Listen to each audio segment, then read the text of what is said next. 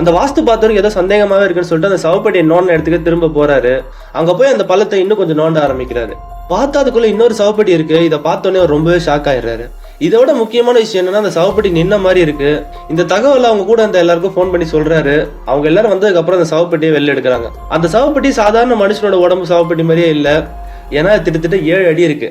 இதை நிச்சயமா எரிச்சிடணும், இல்லைன்னா அந்த குடும்பத்துக்கு இன்னும் பிரச்சனை வரும்னு சொல்லிட்டு அவங்க முடிவு பண்றாங்க. அந்த சவப்பெட்டியை நாளைக்கு காலையில் எரிச்சிடலாம், இன்னைக்கு பக்கத்துல இருக்க ஒரு தாத்தா வீட்டுல போய் தங்கலான்னு முடிவு பண்றாங்க. அந்த தாத்தா வீட்டுக்கு பக்கத்துல ஒரு கொட்டா இருக்கு. அதுக்குள்ள அந்த சவப்பெட்டியை வச்சுட்டு சுத்தி மந்திர கயிறுலாம் போடுறாங்க. நைட் அவங்க எல்லாம் தூங்கிட்டு இருக்கும்போது ஏதோ சத்தம் கேக்குதுன்னு சொல்லிட்டு ஒரு பொண்ணு மட்டும் வெளியே வந்து பாக்குறா. பார்த்தா அந்த சவப்பெட்டி உடஞ்சு போயிருக்கு. சுத்தி மந்திர கயிறுலாம் இருக்கும்போது அது எப்படி வெளியே வந்துன்னு சொல்லிட்டு அந்த பொண்ணு யோசிக்கிறா. அப்பதான் அது கூரையை உடைச்சிட்டு வெளியே போயிருக்குன்னு தெரியும். இப்ப அந்த பொண்ணு அந்த இடத்த விட்டு வெளியே வரலான்னு பாக்கிறதுக்குள்ள அந்த சவப்பெட்டில இருந்தால் வந்துடுறான். அவன் கிட்டத்தட்ட 7 அடி இருக்கான். அங்க வந்தவன் அந்த பொண்ணை பார்த்தோன்னே நீ யாருன்னு கேட்கறான். உடனே அந்த பொண்ணு முட்டி போட்டு கீழே உட்காந்து நான் அவங்களுக்கு வேலைக்காரின்னு சொல்றான். உடனே அவன் எனக்கு பசிக்குது மீன் கொண்டு வான்னு சொல்றான். அந்த பொண்ணு என்ன பண்றதுனே தெரியாம முழிச்சிட்டு இருக்கா. இவன் மனுஷிதான் சொல்லிட்டு அவன் கண்டுபிடிச்சோடனே கொலை பண்ணலான்னு முடிவு பண்றான். அப்ப அந்த பொண்ணு வெளியே ஓடி வந்துடுறா. அவன் கூட இருக்கவங்களாம் சேர்ந்து அதை அடிக்க ஆரம்பிச்சிடுறாங்க.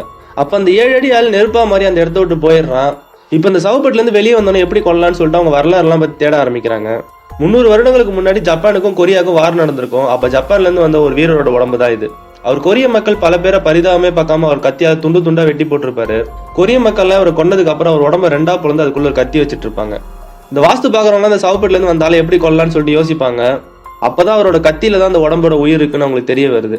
ஒரு நாள் நைட்டு அவர் சமாதி பக்கத்துல போய் மீன்லாம் போட்டு வந்துடுறாங்க. அவர் உடம்புக்குள்ள கத்தி இருக்கிறதால நெருப்பால் அடிச்சா அந்த கத்தி இன்னும் ஸ்ட்ராங்கா தான் ஆகும். அதனால ஈரமான பொருள் வச்சு அடிக்கணும்னு சொல்லிட்டு ஒரு கட்டையில அவங்களோட ரத்தத்தை தடவி அவர் அடிச்சு கொன்னுடுறாங்க.